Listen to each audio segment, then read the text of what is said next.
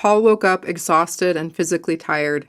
He looked at the nightstand and realized that he had 2 strong drinks the night before, plus 2 glasses of wine.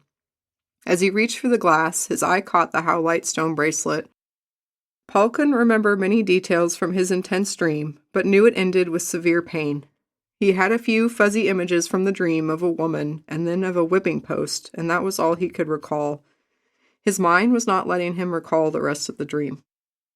He spent the morning slowly waking up over a strong coffee and enjoying the sunrise. Paul was sore for some reason and felt aching from the dream last night, but the details of that dream hid at the edges of his conscious memory.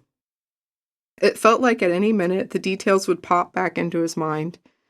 After the sun was over the horizon, Paul walked with his coffee to his desk and turned on his laptop. Maybe checking work email from home would be helpful to get his brain clearer. As his computer was booting up, he went back to pick up the athame that was still embedded into the table and thought he would do his own research on the so-called dagger while he finished waking up. As he drank his coffee, he slowly started searching for information on athames. He surfed the internet, and more witchcraft websites came popping up regarding athames. He read that an athame is usually black-candled and double-edged and one of the magical tools in traditional witchcraft ceremonies.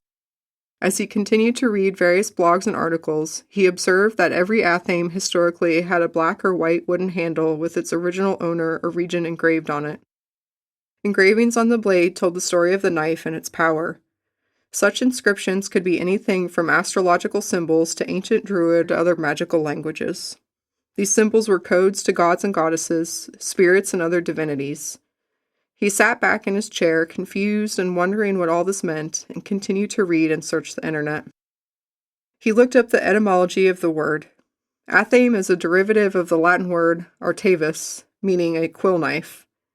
The oldest known use is found in the medieval grimoire, the Key of Solomon. Compiled in the 1500s, it was likely the distillation of a long oral history, but there is no way to verify that.